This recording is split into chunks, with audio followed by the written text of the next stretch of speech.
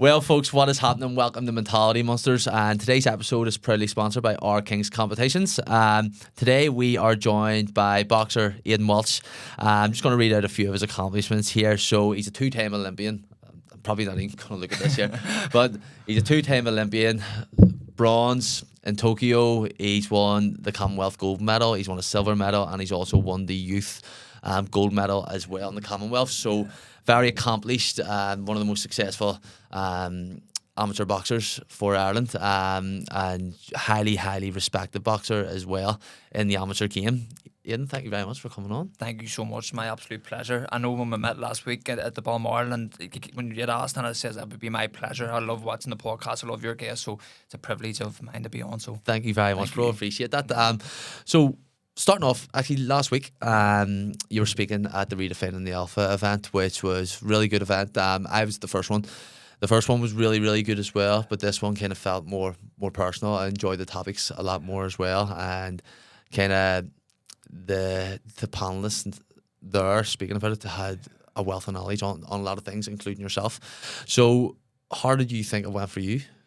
I thought it was really good. I think Tiernan does a great job, and I always say to him, like, he doesn't give himself enough credit for what he's actually doing for people in the community. It's a massive thing, and that should be appreciated a lot more. I think, like, young men and older men as well coming together and sharing their experiences on topics that's not really spoke about, and a lot of stigma up behind. So yeah, it was massive, and it was great. And it was great to see, like, everybody was there, and just people sharing stories on what helped them and what experiences they've overcame to get in a better mindset. So yeah, it was great. Was there anything that you heard from anyone else speaking that you were kind of surprised by, or did you learn anything during your time there? Yeah, I really like listening to Owen McCabe. He was like obviously on the same panel, and I think he's very knowledgeable, young man, like with his head screwed on, and he's doing very well for himself. So just sitting down and listening to like-minded people who have done really well. Like, he's from a similar area to where I'm from. His mummy was one of my teachers in primary school or in secondary school,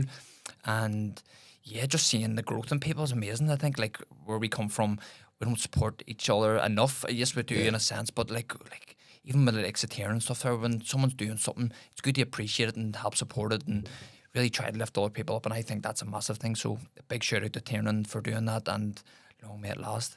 100%. Be going to the next one anyway, 31st of January. Hopefully I see you there. Like, it'd be great. I just love the entire thing. We were speaking about it before. The kind of state, it put me in the, like, a creative state where I actually got loads of a full page of content that I'm going to do, because I'm only fresh into the fitness industry the last 4 months. So I've got a load of content there that I can speak about just from past experience as well, because I was identifying things that a lot of people were talking about. I'm going, fuck yeah, I've been through like similar things like that. I could do a video on this year speaking about my experiences. But yeah, it was phenomenal here, and your panel was extremely good, and then Aaron Butler just smack bang in the middle of it. It was funny, like. Yeah, it was good. But bro, we're going to start off here just from the very start. What were you like as a young person, and where are you from? So I'm from Andytown, Belfast, West Belfast. I grew up there my whole life, come from good family, working class family. I went to La Salle in secondary school. You could ask a few people what it was like when I was younger. I don't know what the comments would be like, but I came from, as I say, a good family. Throughout school, I was okay. Like, I was never in the education too much, because boxing was always like the front runner. It was always something that I focused on and wanted to do. But I started boxing at the age of 7, St Agnes's Boxing Club, and to be honest, like, looking back now, that was a real influential time in my life.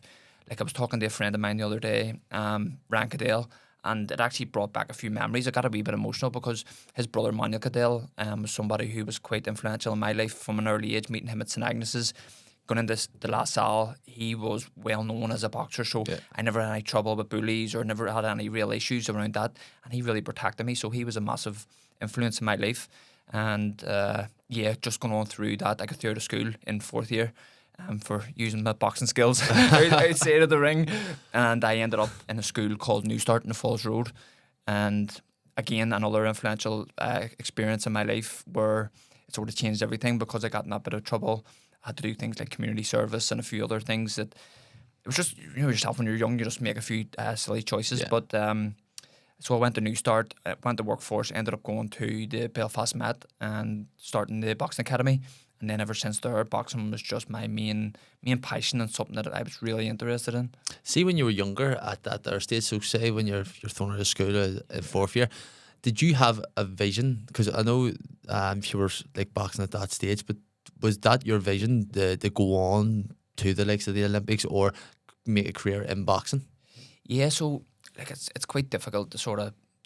I never really try to share this in a sense because it's quite emotional for me, to be honest. But I never like I was involved in boxing at a young age, but like looking back now in my career, I never really wanted to be emotionally invested in boxing because like I just love running about with my friends and I was very lucky. Obviously, my sister who boxes and has done quite well. She was somebody who was always ahead of me in sport and always kept me in the right path. Or if I hadn't had Michaela there, I would have, like, without a doubt, never have continued on boxing. She was somebody that always looked out for me and kept me right in terms of like doing certain things, and she was always a role model for me. So she never drunk, never smoked, never partied, gambled, never done any of that. So I followed that, and to this day, there are principles and values that I still live by because that's what I grew up admiring. So for Michaela was a massive impact, and I don't like if she hadn't have been involved in my life, like there's no doubt about it, I would have never have continued on boxing. So she was massive. So even back then, any of my goals were based off the goals she had. Yeah. And that's why the Commonwealth Games are such a massive tournament for me, because for me that was Michaela's first international tournament where she done really well. Was this the youth games or was this the actual games? This was the main games. So she went to them in 2014 and she got beat in the final by Nick Adams, who went on to win 2 Olympic gold medals. And at that time, that was when I actually realised like the Commonwealth Games was so big and you could actually get so much publicity from it. And ever since then, like I always wanted to go to the Commonwealth Games. I don't know why, but it was just since that moment, it was like, I would love to go to the Commonwealth Games. And then I was just lucky enough to come about that the youth games came up with the likes of James McGivern, Stephen McKenna, Brent McGinty. Like we had there was 5 of us and 3 of us won gold and 2 won silver. It was incredible. But then like I just was lucky enough to do that and then go on to the main Commonwealth Games, and then that led to the Olympics, and the rest sort of history. But I was quite lucky in a sense, to be honest. I think timing's everything in sport, and I was quite lucky with timing and age and just team selection and a number of different factors. Like, see, when you were growing up, were you again growing up in West Belfast or North Belfast or really any working class area in Belfast? You've got a lot of distractions when you're younger. Your mates could be falling into drink or drugs, or you seem to have had a really good kind of role model, someone to keep you in track, and I kind of would say like an accountability tracker, like as your sister who would keep you accountable. Were you ever kind of involved in the likes of the drinking growing up or anything like that there? When I was younger, like you would have tasted it and stuff, but there was never really like I was never to be honest, like even now, like in sport, people say, do you drink and stuff, and I generally don't like it. I love drinking Coke. I that's my thing. Like by the time I'm 40, I don't think I'll have any teeth left, to be honest. But I genuinely love and so even when I was growing up, I even when I was younger, like I just loved drinking Coke. I don't know. I think it may have been because the full sugar one. The full sugar one, yes. I know. I know. So, but like even it's funny. Like, and I'm way off here, but like even qualifying for the Olympics, like I was drinking Coke every single day, even before my fights and everything. Yeah, just because it was in a place where it was like I'm here to enjoy it. Same as the Commonwealth. When I won the gold medal at the Commonwealth Games, I was drinking Coke every single day because I had a bad hand and used to bring back to the room like a big bucket of ice. The physio used to get you. And instead of putting my ice in, I used to put the bottles of Coke in it and come back and then just drink a Coke. But yeah, it's not ideal, but like, but I was never really interested as young. Again, we'd have tried it, just small bits and pieces, but I was actually maybe too scared of Michaela finding out and coming around and giving me a beating. But no, but even now, this day, I don't drink, don't smoke, don't party. You just keep your head down and just stay out of trouble. Were you kind of known at a young age, the brother and sister kind of duo that could bother you? Oh, gee, well, everybody when you're younger, as a young man in West Belfast, everyone's always like, "Do you have a brother?" They're no like afraid of your brother coming for you. Where I was like, his sister will come for you. So it was funny that way. But like, yeah, I think we were always known just because we trained hard and we focused on boxing, and like boxing's massive in Belfast, amateur boxing particularly, and I think like so you're sort of known in amateur boxing circles, and that keeps you sort of regarded as sort of like just in the mix around people and different, which you're quite lucky to experience as well, because I don't know why Belfast is known for good boxers. I don't know, because it produces so many, but I don't know how or what's the reason. I don't know. But It's like every area in West Belfast has their own boxer. yeah, it is. It's class, like, Isn't it? And I don't know, like even when you go to Dublin away with the national team and stuff, like even in Tokyo Olympics, there was like 4 to 7 was from here in Belfast. I was like, it's mad, like 4 to 7 people competing for Ireland, like, and 2 of them were coaches. 2 other coaches were there as well from Belfast as well. So it's like, I don't know what people always say. What's in the water up there? I don't know, but it just shows you like the coaching's obviously at a high level, and the clubs are at a high level for the standards that it's producing. So, yeah. See, growing up, do you remember? Well, you would remember, I would say, your first title, maybe in Antrim, Ulsters. What age were you when you won your first title? Yeah, so I would have been 11. It's funny because there's actually a video of it, and you hear in the recording, you hear something in the background, go, go, go, go, he's shouting.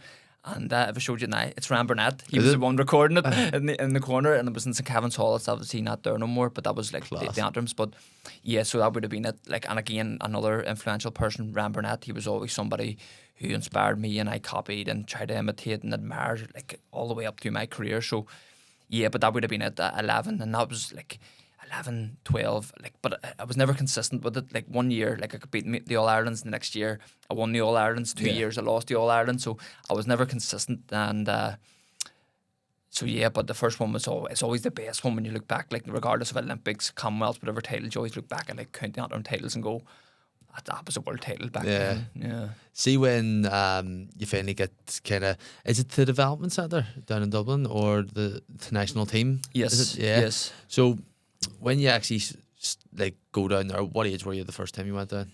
So the first time, like, I went to like the youth Europeans and stuff, you would have been around 15, 16. But you were never really training in the centres or nothing like that. And the high performance unit in Sport Ireland. High performance, that's it there. Yes. Yeah.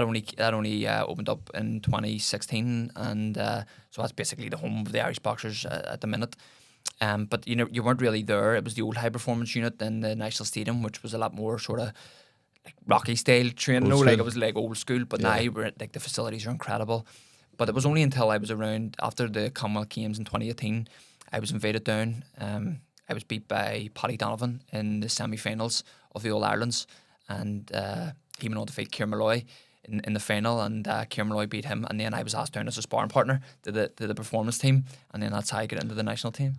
And then what's it like? See, just because I've spoke to a few lads about this here. I've spoke to Sean and Tyrone and Tommy about it. See, being a Northerner, going down, do you face any kind of any discrimination, or does anybody fucking give out to you about like you shouldn't be here or anything like that there? No, not really. Well, I never really experienced it in the Sport Ireland training facility. Maybe there's a few dodgy decisions when you're younger in the national stadium and stuff, where like you get an old dodgy decision here and there, but that's always expected. But when you're in training at the national team, it's strictly professional. Yeah. Like they've all the support staff, like psychologists, nutritionists, physiologists. It's incredible. Like, so, and a lot of them are from the north as well. Like there's a lot of people from Belfast particularly who work there. So, and because boxing's so well regarded within those circles as well, like I've never experienced it, to be honest. And I was always treated quite well within that area. Obviously, there's other, like, you get on well with different coaches and different. Obviously, not everybody gets on, but my experience has been pretty good in terms of relationships. Yeah, but I would have been around 18, 19 at that time. So it was all new and all fresh. And I was just quite lucky because Michaela was obviously there, and she was someone who I was able to sort of jump onto and try to just just get in with the crowd and just try to get familiar with things. But I'd say a lot of people would have looked up to her as well, down there, and fuck, no one's going to touch you again. That's it. Or say anything. As in, you're my sister. Be out slapping everybody. But like even walking in there at the time, like there's Paddy Barnes, he was just coming to the end. The same Michael Conlon, they were coming to the end. Katie Taylor, like Joe Ward, like even like Stephen Donnelly, Sean McComb, big names. Like all the names that are like, wow, it's incredible. Like, and when you walk down into the institute, there's boards of like each Olympics, and it tells you all the number of Olympians and stuff. And I remember like the first time even going down, like getting my photo next to it and stuff, going like, I would love to be on this board and stuff, and just things like that. It's really good. But the names, like, it's incredible. Like, you just go, how does that not inspire you? Being around people like that and want to achieve what they've achieved. And think that's a big thing in any sporting environment, having good people around you and having good role models to push towards and be 100%. successful. So I just want to touch on the youth Commonwealth Games, the gold medal there. So what were your kind of expectations heading into that tournament in itself, or that games? Yeah, like that would have been my first major tournament, so I wanted to do really well. I was probably putting too much pressure on myself, and I just wanted the gold medal. To be honest, that was really it. And looking back, like I don't really like that approach now, because it's a wee bit obsessive, and it's a drive that you're not actually enjoying the tournament. You're more focused on the outcome. But I think like even me and James McGivern back then, like we were sharing rooms and we're good teammates. Having someone like James is a great fella, like, and he'll just keep you sort of down to earth and keep it the sort of mood light. Yeah. So he was a massive help, and he won the gold as well. And I think it was a great experience. I was actually out in Samoa, yeah. So that was a real, like, we were only young then, so it was a real interesting experience. How long were you away for? We were away for like 4 weeks. Yeah. Like, have you always been okay with being away from home? No. That's one thing I struggle with even to this day. Like I'm a family oriented man. Like I love my family. I love my mum, my daddy, sister's girlfriend's family, dog. Like I love all the home comforts, and throughout my whole career I've struggled with that. I struggled with being away and being away from home and being away from the people I love. I've really struggled with that. Like, see the way at the likes of the Olympic Games, I spoke to Paddy Barnes about this. I love speaking. Anybody that's been away to the Olympics or has been away to the big games, the likes of the Commonwealth Games, I love speaking to them about the food, because Paddy says there's unlimited food at the Olympics. So, I mean, you can go in and get food, whatever you want and stuff. Would that have been the same at the youth Commonwealth Games, or is it just a really cut back version of the Commonwealth Games? Do you know what? Like it's a very cut back version of it, but it's very similar. Like you were able to go in and just pick your food, but it was only at certain times of the day. Where the main Olympics is like any time of the day, 24-hour. But the youth Commonwealth Games was a very cut back version of it, but it was still very similar. Like it was a multi-sport event, so you're going around, you're seeing gymnastics, you're seeing weightlifting, you're seeing judo, and a number of different sports where any times that you go to a boxing event, it's just strictly boxing, so you're limited to what you're seeing. So you're mixing with all these different athletes. Just you're young and you're just trying to enjoy it. But again, having that like main focus on gold medal sort of sometimes takes that enjoyment away. So that would be one regret looking back at that tournament I would have had. But like, what an experience at that young age, going to a place called Samoa. Like, do you know what I mean? Like, it's just stuff. You're the only person I know that's been to Samoa. Like, I don't know anybody that's been there. And would you have went and watched the other sports while they were on? Yeah, so because we done so well and we got right to the end, boxing always runs in those games right from the start right to the end. So we were in competition for the whole thing. Where like other sports like weightlifting and stuff, they might be over in like a day or two. So like if you're in weightlifting, you can go and watch all the different events. But because we were all literally right to the very end, like we couldn't go to watch them. So it's good like when you're put out early in the likes of the Olympics and stuff, you can go like in Paris 24. Like I was going to the golf, I was going to the different events, you were given tickets. But and when you're right to the wire, like you can't do that. You can't. So your next one is that the 2018 Commonwealth Games? Yes. Was that the silver? Yes. One? Yeah. Absolutely. So going there, it's the first time you're at the Commonwealth Games, big Commonwealth Games. You're representing Ireland. How does it? Before actually going there, how does it feel? Because you've represented Northern Ireland, you've represented Ireland, Northern Ireland at the Commonwealths, Ireland at the Olympics. Have you ever, because Andytown, I mean, it's a national area. Have you ever had any like conflicts internally with representing Northern Ireland or representing Ireland or anything like that? No, see, to be honest, no, I haven't experienced that. And I think we're lucky in a sense we're in Belfast because we have the Ulster Development Squad and the Ulster High Performance Team. So that basically is the team that goes to the Commonwealth Games, and all those coaches that are on that team are based within the national programme. Yeah. So we're quite lucky in a sense that all the teams, it's basically just like one big team anyway. Yes, it's under a different name, a different banner and a different event, but you know everybody that's on the team. Yeah. And I've never had, I know you hear stories in the past, but for a lot of people, it's just like, you're just here to do well. You're given an opportunity to go to the Commonwealth Games. You're given an opportunity to just go out on an international stage and try and promote yourself, your family and your community. So personally, I've never had any experience, negative experience. And yeah, like it's just, I think when people see that you're just trying to do your best, you're not trying to represent one or the other. You're trying to represent one, yourself, as I say, your family and your community. And I don't think you can go wrong if you sort of hold that mindset towards it. But personally, I've never experienced anything negative towards it, no. I think that's, and it's really good because I'd say boxing that's the beauty of boxing here, is that it kind of breaks down all barriers. Like it's phenomenal. Like I would say, I don't know if Carl or like I'm Carl Frampton or Crocker, don't know if they would have faced any discrimination themselves. No, like in their own communities, any like fucking anyone slavering because they had represented Ireland and stuff like that there. But it just seems to be, it's everyone can understand it's boxing. It's like it's one of those sports. It's the same as rugby as well. Like it's just one of them sports where it's kind of like an all Ireland like federation, which is phenomenal. Like I don't know if it would work in football because I think football fans are a bit too. There's a lot of tribalism in football fans. But we'll go into the Commonwealth Games here. 2018's big event. Tell me all about it. Talk me through it. It was a big one. That was probably one of the most, the biggest major that I had competed in. 2018 Gold Coast. Like when you had on the team like Stephen Donnelly, Sean McComb. Is that the public nuisance? Yes. I was and so like you had a lot of big names and like they were a massive help. Like even looking back as well, like you're going out there and you're sparring. Like I was very lucky because I was in the middle. So Sean McComb was 64, I was 69, and Stephen Donnelly was 75 in the weight categories. So I was very lucky. I was in the middle. I was able to spar Sean and I was able to spar Stephen. So you were getting like the best of sparring before going out there. But like at the tournament again, I didn't really enjoy it because I was so fixated on the gold. Like me and Michael used to have a phrase, gold medals only, and I was like, yeah, just go for the gold. But like even then, like I was always quite driven. Like again, there to go and do well. But then at the same time, like it was a tournament I started to struggle because we were away a bit more, and you were competing against better athletes, and like it was just quite. That's when I started to struggle, and that's when I noticed like anxiety, depression, and a few other psychological issues. But I actually done really well. It's funny because like going out there. I wanted to do well. I knew Pat McCormick, he was the number one at the time, like number one in the world and number one ranked boxer.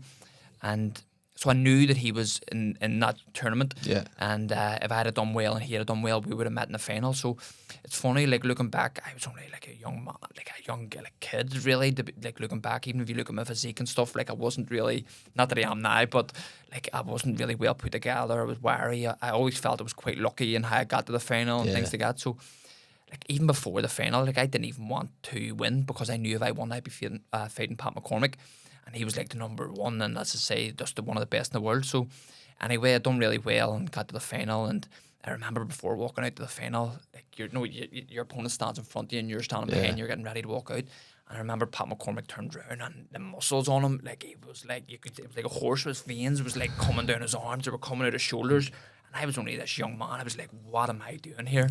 And the first round, I remember just moving about, and like if you talk about psychology, like I was beat well before entering the ring. Like I was just happy I had my silver medal, and like even at that I felt really lucky. But looking back at it, I was like, Pat was a phenomenal athlete who I went on to fight a number of times, and he beat me on every occasion. But like looking back, like just lack of experience, just complete. Going into flight mode, it's like, what am I doing here? How did I end up here? Did I even like boxing? All these questions. But he beat me, and that was I had the silver medal, and that was the sort of start of my career within international boxing. See your kind of mindset there. You were like saying there that even before, and like looking back at it now, you were beat before you even like say got into the ring. Yeah. Would you have had an issue with self-doubt at all back then? Yeah. Why? Because you're obviously, it's just because you're on that stage, you're there because you're good enough. What made you feel like you weren't good enough to be there? To be honest, I still struggle with that up to this day. Like I just think, I always feel like I've been quite lucky, to be honest, in sport and life. And I don't know. I always just think I've been favoured in some way. It's a weird one. Like even now, I always feel like different positions that I've got into and different people that I've met, I just feel quite lucky, and that probably relates to a bit of that self-doubt. But it's hard. I think you're always comparing yourself to other people, and you're comparing yourself to maybe, especially in boxing at a young age, you're comparing yourself to the likes of Pat McCormick and the likes of like even like all the successful Irish boxers. But I think when you put it into context and you realise like everybody's journey is different, and the timing of everybody in different areas of life is very, very different, and it's harder to see that when you're younger. I think it's only when you step back or get a wee bit older and a wee bit more experience under your belt that you begin to realise like, no, like you can't always compare yourself, and you just have to do your best and just do what works for you. And that might not suit other people, but if it suits you, then great, and if not, then you just get on with it. But yeah, I still struggle with it to this day, and I think a lot of people do, and I think a lot of boxers particularly, within sport, when they enter the high performance team, you start comparing yourself and you start doubting yourself, and it's a challenge, like, and it's sad because, again, in sport you're always told to put on this bravado and chest up, and you know, and deep down a lot of people are struggling. So it's sad, but yeah, self-doubt's a big thing for me, and I think it's something that I struggle with still to this day. Was there any pressure on you, not from Michaela, but because of how successful that she was? Did you feel like that you had to always be up there as well? Yeah. It's because it is a lot of pressure as well, like, say, especially like on a young man, and then just kind of the bravado of like, I'm a man, I should be able to do it better, stuff like that there. Like, it's a lot of people would kind of actually have that their mindset, but I'm a man, I should do it better. And how did you kind of deal with the pressures of being in that duo of two successful siblings, but two boxers as well? Yeah, it was hard. Like, it really was hard. But I always feel that what got me by was the belief that someone else had in me. Like, I was very, again, talking about luck, like, after when I was about 17, 18, I was very lucky to meet a man called Tony Clark, who really, like, would come on to sponsor me as a young man. Like, really took a big leap of faith to come on, and I hadn't done much in my career, and even just Tony coming on and just having that belief, someone actually believing in you, and someone who's still, like, really, really close friends to this day, and who's somebody who supported me massively. When someone just has that bit of belief and that bit of backing in you, the things that does for your confidence is incredible. Like, and so that was the first that I started to realise that at a young age, the importance of other people believing in you. I still probably rely on that a bit today. Sometimes I don't believe in myself as much as what I would like to, but I think that at that young age I experienced that, and I was like, that is so powerful. Like, he could support any boxer within Ireland, and he supported me, and he's believing in me, and I'm telling him I want to go to the Olympics, Commonwealth Games and stuff, and he's saying, listen, just do your best, and I was like, what, that's incredible. So talking about luck, lucky to meet him, and then going on to do, like, just going on to just be lucky and meet good people along the way, and the believing in you, it's incredible. But that pressure's hard, like, and you're not taught how to deal with that. You're just expected to deal with it, and I think that was a real challenge of mine. Whenever I wasn't performing well, that was probably when the pressure was getting to me, and I was just turning to things like just not training and just neglecting certain areas and just thinking, I'll be all right, or maybe getting injured. And it's a real sort of complex area. But I think looking back, yeah, the belief other people had in me was massive, and I think that was what helped me the most deal with pressure. Hey everyone, Caine here from Mentality Monsters. Time to talk about today's sponsor. If you love the thrill of winning big, then you need to check out our King's Competitions, the UK and Ireland's top spot for incredible praise competitions. They're giving you the chance to win luxury cars, dream holidays, top tech, and even life-changing cash prizes, all for a fraction of the cost. And what's the best part of this? Entering is super easy, so you just need to go on, select your competition, grab your tickets, and then you're in for a shot at winning big. With guaranteed winners in every draw and some of the most amazing prizes out there, our Kings is the place to be if you want to turn a little into a lot. So, what are you waiting for? Head over to www.ourkingscompetitions.com now and grab your tickets, and you could be our next big winner. That's Our Kings Competitions, where dreams become reality, and enter today. So we're just on a wee break there of our sponsor, Our Kings. I just want to ask you about the culture in elite boxing.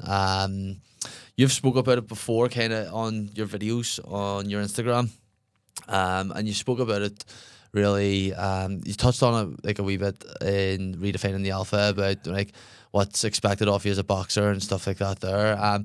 So what was your experience of the culture back then?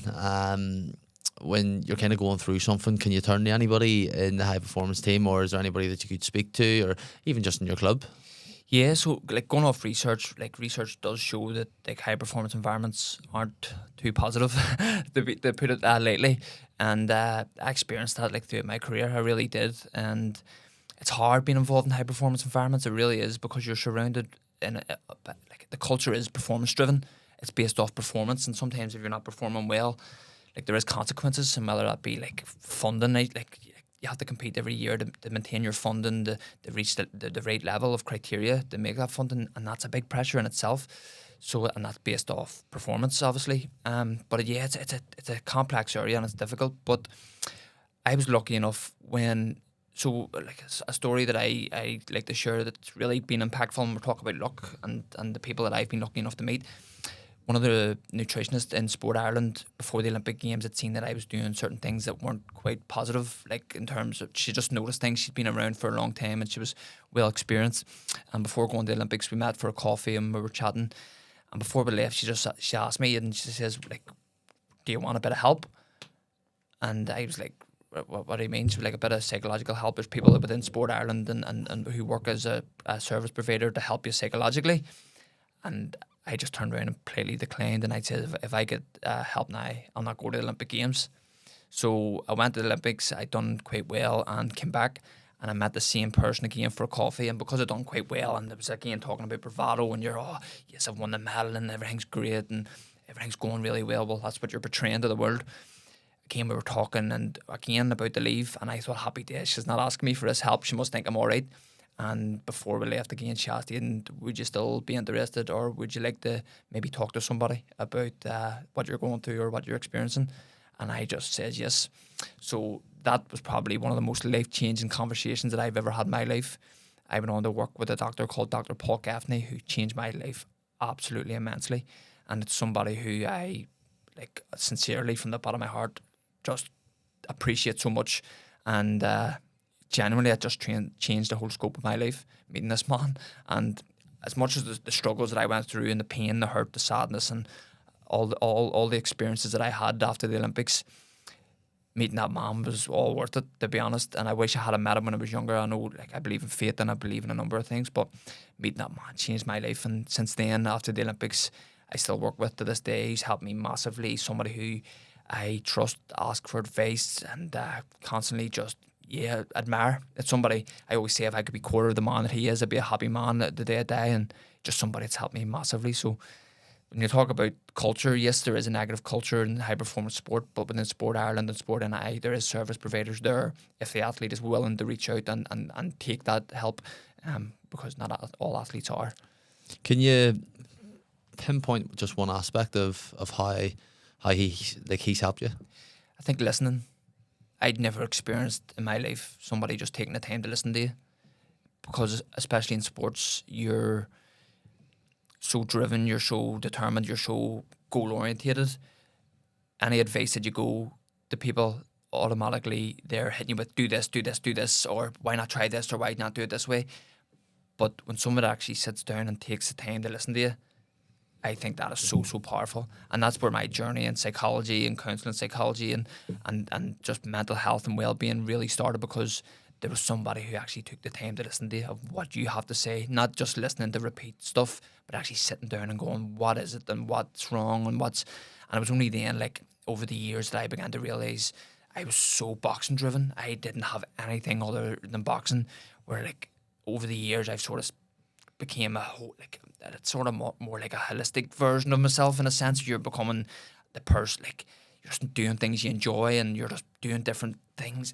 It's hard to explain. We're actually writing a book at the minute, me and Paul, and there'll be quite a lot of stuff in that sort of explains the experience and a wee bit more depth. And I just think, he's been a massive impact in my life. And it's funny, like, because I always say this, like, when I went to Tokyo and I wasn't going to go to another games, the only reason that I wanted to go to the next games was because Paul was the leading psychologist there, and I would have got to spend time and go for coffee, and we'd done that in Paris, and it was probably the most enjoyable experience that I had, just to spend time with him, just learning, asking questions, and just spend time with a good person. Unreal. Yeah. No, that is class. That's a really good answer there. I didn't expect that answer, but no, that's a really good answer. The Tokyo Games. Yeah. How did you qualify for that there games, and then what is the camp? Because I've spoken to people about the Olympics, but what is the camp like building up to an Olympic Games?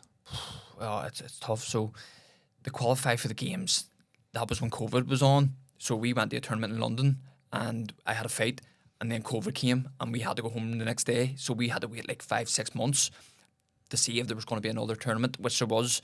And then we jumped in that tournament that was in Paris. I had 3 fights there to qualify. Again, Michaela qualified there.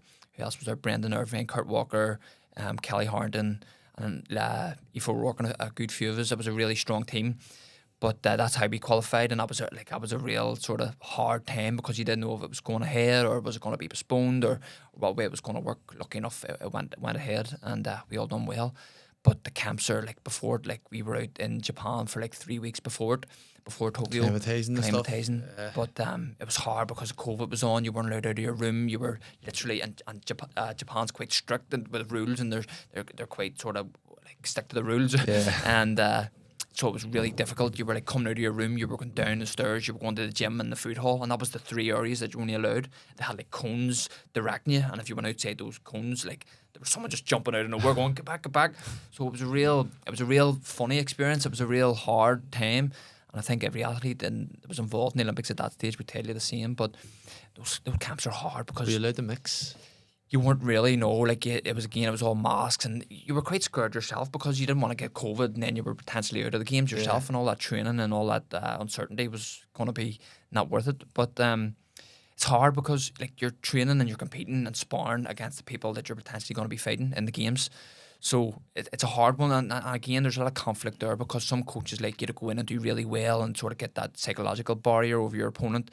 Other coaches suggest that you just maybe hold back a bit, and it's complex area too, but it's quite difficult. And I've had a number of arguments with coaches over the years of going in and letting the other opponent sort of get the better of you because you know that you're going to be potentially fighting them in the games, and then the coach is not liking that and saying, no, you need to be doing this or that, and causing conflict. So talking about the culture within high performance, that's maybe one of the aspects of it. And what would your philosophy be there? Or if you were a coach now, would you tell them just go in, fight normal, go in, lay it on them, or just ease up? Yeah, that's a great question. I actually don't know. I think my sort of philosophy was just not show too much. I think I was a boxer who was quite unorthodox. I wasn't quite to stand up right, and I was quite hands down. I done the opposite of what you're meant to do in amateur boxing, and so I don't know. I think it depends on your style, and it depends what the boxer wants to do as well. If the boxer needs that confidence to go in and say, right, I actually done really well in sparring, and that gives you a sort of confidence lift, then that would be useful. But then if the boxer is confident enough and they know, no, I just want to hold my cards close to my chest and we'll wait till the fight comes and then I can show a few surprises. But I was always quite like that, so I just would have went in. It's funny because even in boxing you would get boxers who thrive for sparring, the spars to fight, and then the time they get the competition they've used it all up and they don't perform as well. You get other boxers who in sparring don't perform well. I've seen it a number of times, boxers who just don't perform well in sparring and the coaches are cracking up and pointing fingers, you're not doing it, and then they get in the fight and they're just absolutely amazing. They just fight off the adrenaline and just turn it on. So again, it's probably a psychological thing and just knowing how to manage it and stuff. But it's a great question, but I don't know. I think I would just leave it to the boxer and what would they want to do and what do they find beneficial. What was the games like then, just overall? No, it's a COVID game, so you're restricted and you don't get the full fucking experience of the Olympics. But you do end up down the line for Paris. But what was Tokyo just the games in itself? Yeah, looking back, I was struggling through it all. I was, to be honest, and I didn't really enjoy any of it. Again, due to the pressure and just what I was going through as well at the time, it was quite difficult. But once you get into the village, it was actually all right. They weren't as strict in the village. You had to do tests every morning and stuff. And I never actually really heard of much COVID in the village, to be quite honest. But outside of that, you're going and you're competing again, and I done quite well to get the sort of later stages of the competitions, which was towards the end of the games. But so you didn't really get to enjoy it as much. Again, talk about food halls. You were able to go down to the food halls. We weren't actually quite as lucky as Paddy and Miguel and a few of the other boxers because in their Olympics they had McDonald's. Yeah. So we didn't have that. I think that sponsorship ended. But it was really good, and that way you were able to go down. Again, there was vending machines at each hotel, so you were able to go down and get as much bottles of Coke as you like. So I was happy. I was going to say I was happy, and again, that's one thing. Even anywhere around the village, vending machines, Coke, Powerade, all free. You get a wee card and you just swipe it. I'm surprised you just didn't fill the bag up. Fill the Coke. I did. Seeing the way back, I did. Me and Michaela, our suitcases were filled. But so that's good. But that's what everyone always likes, because even even in Tokyo and Paris, they must be sponsored by Costa, so you get all your Costa coffees free, and there's like sort of coffee shops all around the village. And everybody's like, Jesus, when this is over, like we're going to be walking into Costa and just walking out, not paying though, because you're so used to just going, yes, and everything's free. But I think even in Paris, there was a big thing about the buns. I don't know, everybody, there was like these brownies or like these muffins, and they sort of went viral. Everybody was texting saying, bring me back a brownie or bring me back a muffin. I don't even think I had one, but yeah, it's funny, just the different trends and stuff. Just and loads of bottles of Coke. Coke, and that's yeah, too much sugar. But yeah, so no, it was good, but like as I say, I struggled and it was hard and it was challenging and yeah. So, but I didn't really enjoy it. If I'm being quite honest, even when I won the medal and stuff, I didn't quite enjoy it, and it was quite a hard time in my life, even coming back and your relationships with people change, and like, because you're in the public eye a wee bit more, it was a wee bit new and. It's hard, like you're not taught how to deal with it. And again, going into those Olympics, I was the youngest. I was the least expected to win in the bookies. Well, that's what I was told anyway. And so it was hard. So you weren't even expected to win. So I wasn't prepared to like all the stuff would come with an Olympic medal. So yeah, it was a hard time. What month, like, would you have came home from that games? I actually think it was around July. July. So COVID, the restrictions are still fucking hard at it. So. You didn't really, because you see the likes of when Mick and Paddy won, they run the late show and stuff like that there. So you didn't really get that there experience as well. So by the time restrictions, I'd say, had died down, had the hype kind of died down from what you done, or were people still like, fuckers, or Aidan Walsh, and were people still coming up to you and stuff like that there? Yeah, I think it was a strange one, because even when COVID was on, I think a lot of more people were tuned in because there was nothing else to really watch. Yeah. So like you got a good lot of publicity that way, but then like off the back of that, there was like a lot of businesses and a lot of like everyone was skeptical, and then I was skeptical as well. You don't want to be being around too many people and then getting COVID yourself or giving other people COVID. Like your grandparents or people that obviously are a bit older and maybe susceptible to it.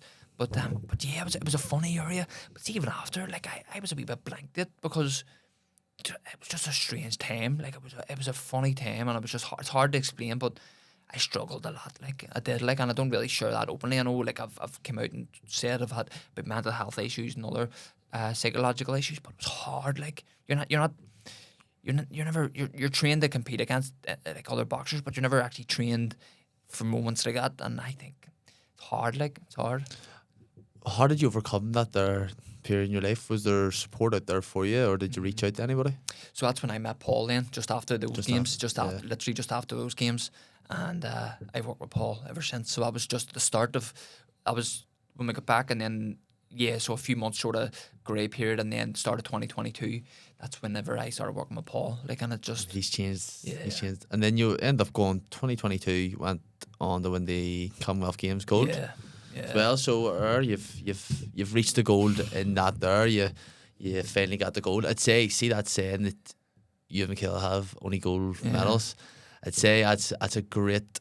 It's a great motivator, and it's a great saying to kind of remind yourself that you want to go for the elite. But then you win the silver. I'd say I maybe took away from, because winning the silver in the Commonwealth Games is an incredible achievement in itself as well. Did that take away from, or did you feel like a wee bit it wasn't as valuable as a gold?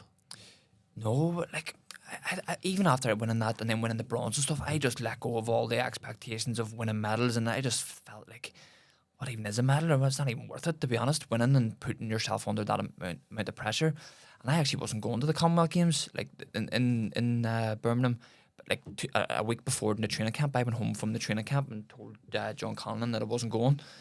I just broke down one day in the gym, and I was like, Jesus, it's too much. I was really struggling then as well, really bad, and COVID was actually still going about a wee bit then, and we weren't allowed to go home from the camp. And I went to John, and obviously spoke to Paul, and I went to John, and John says, right, go home if you want, like take a few days off, don't worry, don't need to worry about the Commonwealth Games, like you don't need to go. And I was like, right, thank God, because I generally don't want to go. So I went straight out. Me and my girlfriend went down to our caravan. We have a wee caravan in Carnlough. We went down there, and I told her, like, I'm not going to the Commonwealth Games. I'm just going to step away from it, and I think it'll probably be me wrapped up with boxing. And So I literally got on the phone to John, just told him. John had said, listen, no problem at all, don't worry about it, but there's one thing, can I just ask?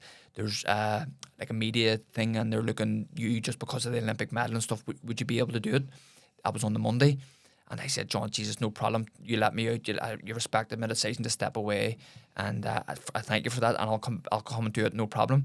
So I ended up going back to do that, and then I ended up staying. And then I went to the Commonwealth Games, and then I ended up doing well. But I didn't even want to go to those ones. And even if you like listen back to the interviews, and Michaela will tell you again, someone who's been there through it all with me, like she knew I wasn't going. Like I didn't even want to go, and that's why even when I won the medal, didn't really bother me. I was more happy that Michaela got the medal because she had been chasing that gold medal and I knew she always wanted it. But even then, like I was like, I didn't even want to go. Genuinely, I didn't want to go. And even after when I won, it wasn't even a big thing because it was like, and like medals really don't mean that much. And again, it's great. I understand that, and I don't mean to be undermining any achievement in sport because I know there's young people out there who's striving towards it. But for me, it was like, I've spent my whole life chasing these medals, and again, like even I, like one of them, like the Olympic medals, just sitting in my room, like gathering dust. Yeah. I think its success is only good for the platform that it gives you, in order to help other people, and I always say that openly. But yeah, it's a hard one too. Like, Do you think in Birmingham you fought with no pressure on you? yeah, I didn't want to win any fight in Birmingham. Do you think that's why you end up going on to win gold? It's because you just fought with no pressure, no expectation, and it's scary the way things are. I think that again you could probably explain it a lot more with the psychology aspect of it. That we go in, we put pressure on ourselves. We say, right, we need to win this year, and then we end up kind of fucking it overtakes us. Instead of actually sticking to a game plan, the kind of fear of even the fear of losing, the fear of what people are going to think, and then you went in and fought with no pressure, and end up winning the gold. It's mad. Is there anything you've seen from psychology in that aspect that kind of explains this? Yeah, so like even like there's a number of things too. Like, but I just think like the self-focus theory, that's a big one that I always felt was quite interesting. Like where you put your focus on, and I think that's a key thing. Like when you're focusing on things like results and like the media attention and all the news things, all the glittery, glammy stuff that comes with success, then that takes away from actually what's in front of you. I use mindfulness quite a lot, and that just brings me back into the present moment, and that's a tool that I've been using over the years with Paul and journaling and a number of different things. But mindfulness actually really helped me through that moment, because I remember just like struggling so much, just saying I don't care about anything else other than what's in this present moment. Like, and genuinely, and so yeah, like there's a number of different things, and psychology is a massive part of that. But I think just being happy within yourself is the aim. I generally do. Like I think you can look into sports psychology and you can look into all the theories and stuff, but you're actually happy within yourself. And yes, you know that there's going to be stress, anxiety, pressure, but like if you can just be happy in yourself and go like, I'm going to do my best regardless of result, and just give it up to something higher than yourself. It's a hard one, and I think I be sometimes a bit weary talking about it to people, because people say that's all sort of, that's nonsense. Like you're driven, your mental skills, you've got your self-talk, your body language, you must be visualizing every night and stuff. And it's like, no, I just aim to be happy. I genuinely aim to be happy. I genuinely aim to just do my best, and I genuinely aim just to do what's right. And I think like anybody can win. Anybody. I've seen ignorant people win. I've seen happy people win. I've seen lucky people win. But like when it's all said and done, like what are your values as a person? What are your values as a human being? Who are you deep inside? And I think that's what means the most. 100%. Like I love that there's a saying. I'll butcher the saying, but it goes along the lines of, if you're worrying about the past, you have anxiety. If you're worrying about the future, you're anxious. And you just need to kind of live in the present and enjoy yourself. And I think a lot of people are always looking 3 or 4 moves ahead instead of actually focusing and living in the present. And then if you're constantly just looking in the future, you're going to miss everything, and then you don't appreciate the beauty that's actually sitting in front of you, which is like, it's incredible. I love a good, say if I see like a good sunrise or fucking, oh man, it's unreal. Even see the clouds in the sky, the way and you just realize the beauty that is in front of you. And a lot of people are kind of stuck in their own wee ways and just constantly go. But you need to sit down and appreciate things. And you're right. It's like, it seems like that's something which you have done now. Like you appreciate things for what they are. See because I want to go on again to the Rio and then kind of go into psychology and mindset. But see when you look back now on those experiences and win those medals, can you see the astonishing thing about it? Like, it is a phenomenal feat that you've achieved. I that's something I struggle with. Like, I always have, even watching back certain things, and it's hard. Like, I just think because I struggled so much throughout my whole career, just like it's hard to face it in a sense, and hard to actually look into it, because yes, people see you're doing well, you're winning and success, but they don't see what emotional pain and what it took to actually get there. And I think that's the challenging part. But like, sport's hard. Like, life's hard, but sport's hard too. And I don't know. I feel sorry again, because like, I come from, as I say, a good working class family. My girlfriend's so supportive, her family's so supportive, and like, I still struggled. But there's people out there that don't have that structure and don't have that family structure, and what must they be going through? And I think that's what I'm passionate about now, is like, okay, yes, I had a wee bit of success, but how can I use that platform to help other people? Because like, at the end of the day, as I said, anybody can win. Like, anybody can win, and it's how you, it's what you do with that. And like, yes, you can just sit in the background and go off and sail off into the sunset and say, oh yes, I done well in sport, and yes, and be selfish, but for what? Like, what benefit? How are you going to benefit the younger generation coming through? How are you going to benefit people that actually need your help? Like, I think it's massive, and that's why I admire Paul Gaffney so much as well, because yes, he was the lead psychologist in Irish Olympic team in Paris 24, but the work that he actually does outside in the general population, helping people behind the scenes that you wouldn't even know about, and I think that's the passion, and that's the route that I have to go down. Like, I want to go down, because I think that's what life's all about. Yes, we're so sort of directed towards sport, but there's a lot of people struggling out there, and there's a lot of people that need help. And I think if I can use my platform to do that in a small way, whether I do or don't, I think that would be impactful. Like, 100%. I would say, like, I see just with probably about 45 minutes say into this here so far, I kind of get the feeling from you is that you don't like to give yourself credit. Has anyone said that? And this is just a brief 45 minutes well into this year. I think you've done some astonishing things, and things that a lot of people, but again, as you say, there's a price to that there, like emotionally, psychologically, and then physically as well, putting yourself through like certain things or things. But it seems like you don't like to give yourself credit at times. Do you feel that you are like that there, or do you feel that, because these are astonishing feats, I think, but for you, you're just like, oh fuck, nah, it's nothing. I don't know. It's you're right. Like, I always think, like, certain boxers, when they do well, and certain sports people that do well, and all of a sudden they change. And I always remember as a young person going, if I ever was lucky enough to do well, like, I would hate to be like that. And I know hate's a strong word, but I generally would not like to be like that.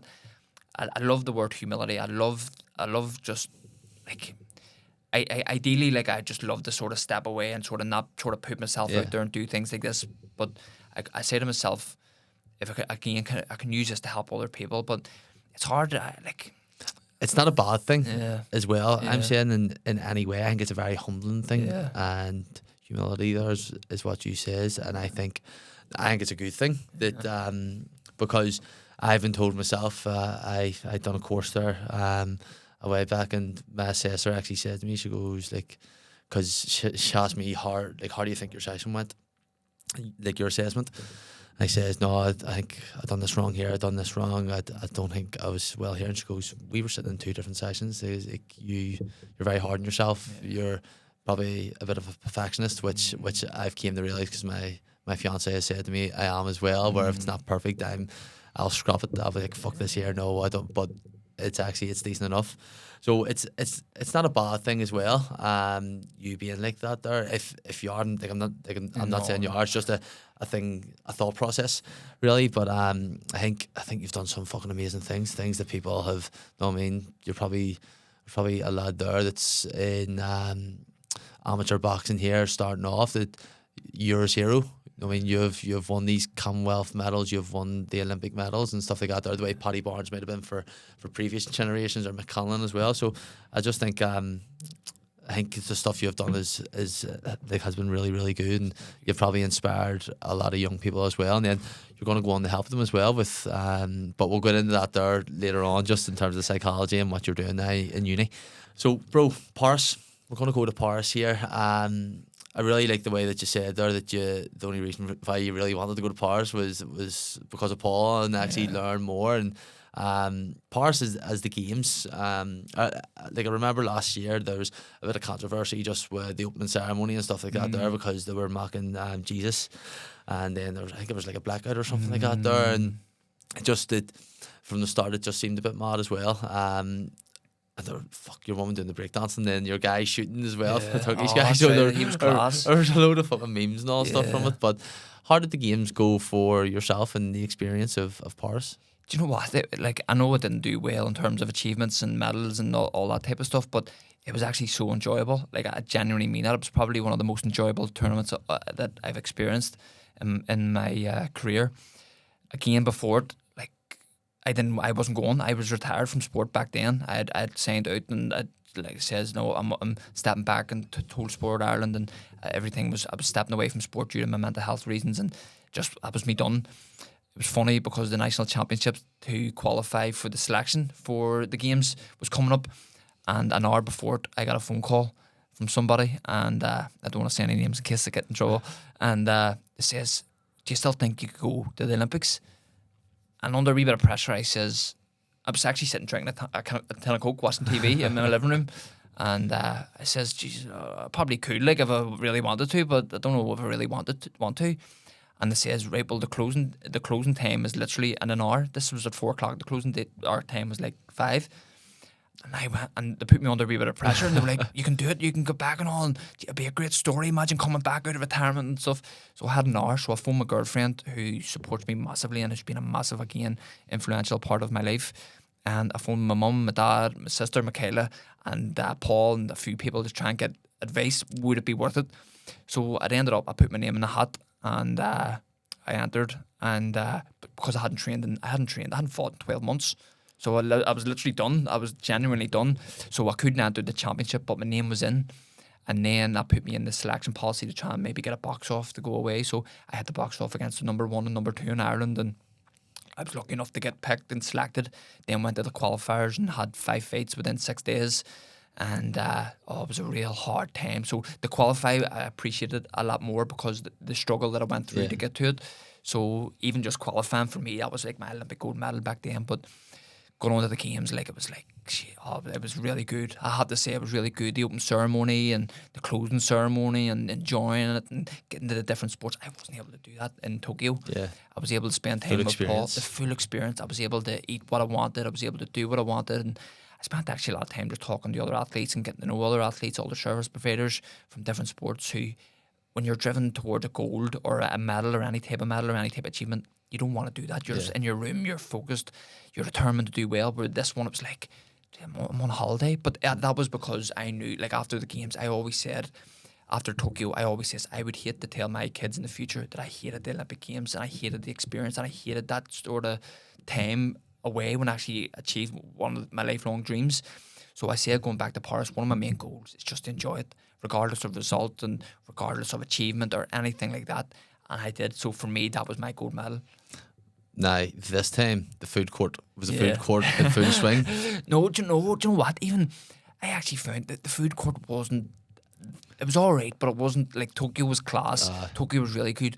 But I had to say the best food court out of all the games would have been the Commonwealth Games in 2018.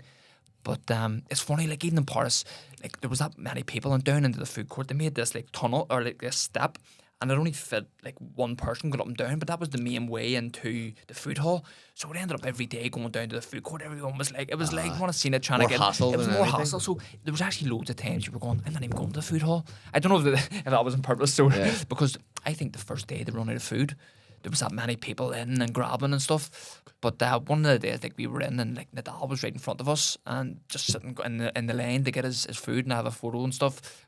Selfie, and everybody was torching him, and you see all these, like Simone Biles and stuff, just walking past you, and it's amazing. Like, see, for the Ireland team, would you have mixed much with Rory McIlroy at all, or would you have saw him? No, so he didn't come into the village, but Shane Lowry did.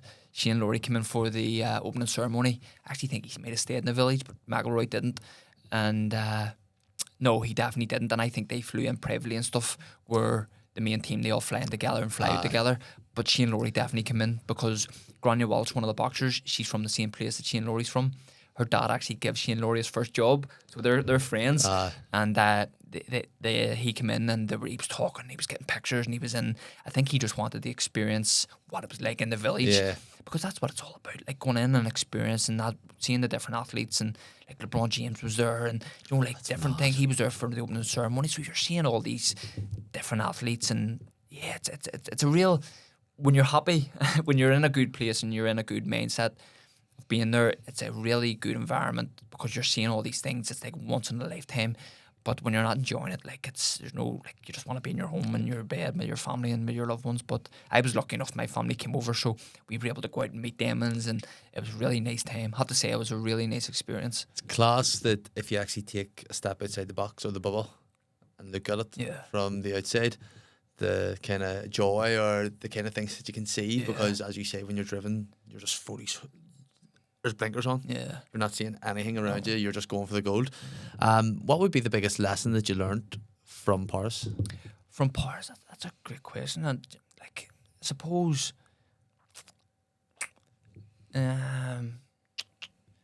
again, like just humility. Like, and I think in a sense, and the reason I say that, because it's like,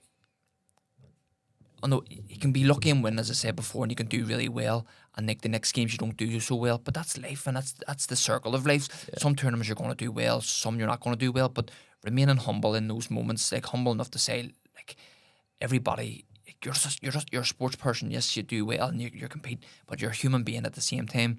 And I think like the world, in a sense, values people and sports people particularly off what they've won, and it's good to see when you actually don't win how the world maybe sees you, because I think if you've built up a strong identity as a sports person, that might actually really harm you whenever you don't do well and the world starts to view you as non-successful. But if you've done the work, and if you've surrounded yourself with the good people and the people that are actually helping you understand and build up that identity of who you are, I think then that's a real important lesson, because there's so much more to life in sports. There genuinely is so much more to life in sport, and sometimes it's just nice just sitting back and, just as you say, watching it from an outsider's perspective. There's no stress, there's no pressure, and you're just appreciating it for what it is.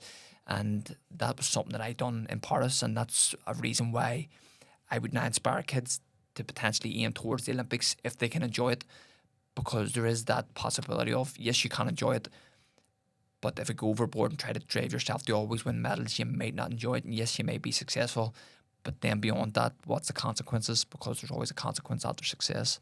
Are you working with much young people now at the minute in the boxing sphere? Yeah, so like that's something. It's hard because even at the like, I always find like I just don't want to limit myself to boxing. Yes, boxing. I'm biased, consciously biased towards boxing, of course, but at the same time, working within the general population, I think, is a goal of mine as well. Because yes, I would love to, again, to work with the boxers. That's an aim of mine. But one of my big aims is like to try and work in some sector within mental health, where it's the general population, and use boxing maybe as that intervention. Yeah. And but again, like I'd love to obviously be involved with the boxing, because I think there's so many young boxers out there struggling, young and old. And not even boxers, the coaches as well, and support staff. If you look at the research as well, like there's a lot of support staff who struggle in those periods of the Olympic Games because of the pressure, the anxiety.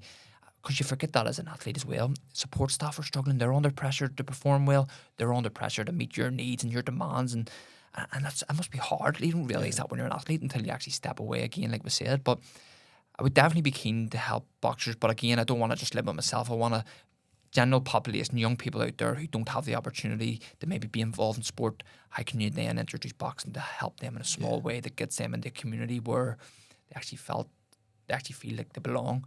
Because I think there's a lot of kids out there that don't feel like they belong anywhere, and if you can create a small, psychologically safe environment for kids to feel belonging, I think that's what life's all about.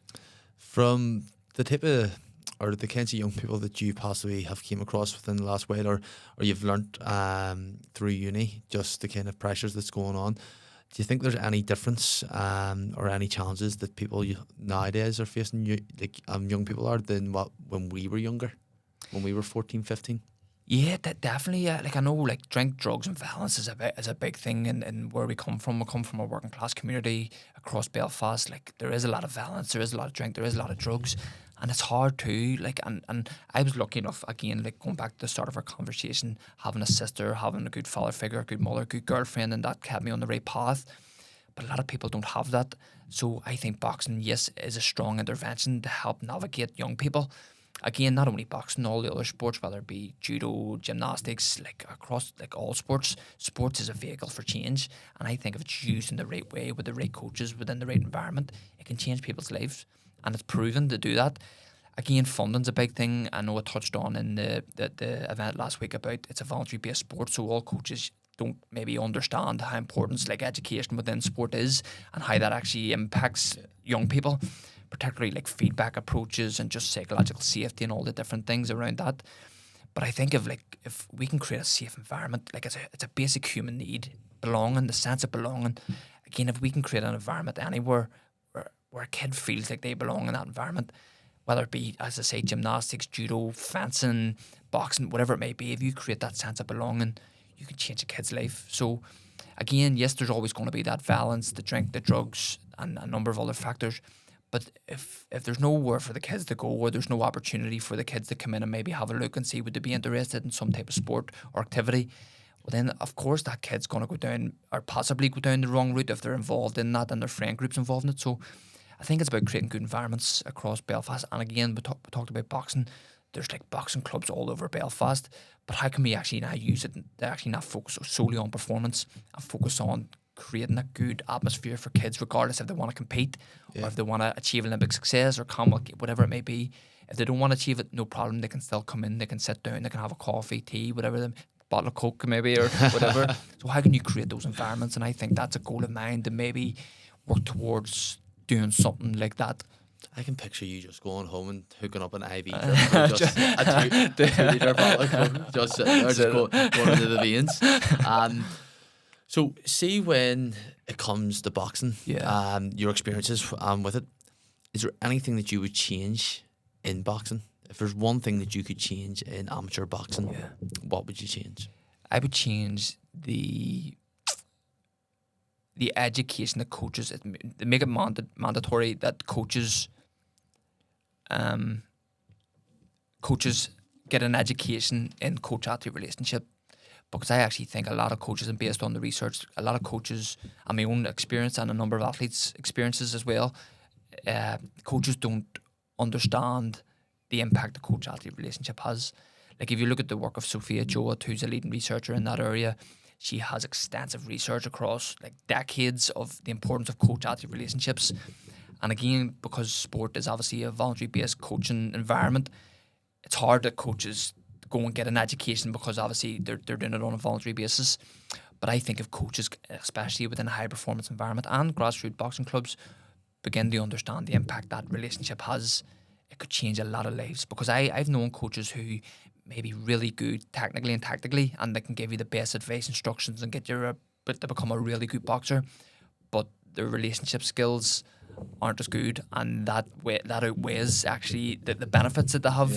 And then I've met coaches as well who maybe aren't as good technically, but are great at creating a positive, healthy environment, and that's stayed with me for my whole life, and that's actually in the long run meant more to me. So I think it make it essential that coaches gain an understanding on the importance of the coach-athlete relationship, and maybe even just learn like basic counselling skills or basic psychological skills to help athletes. Because I know boxing does a lot of good things for people in the community, but I know there's a lot of people within sports, boxing particularly, who says, "Oh, coach said this to me when I was younger. It negatively impacted me for the rest of my life."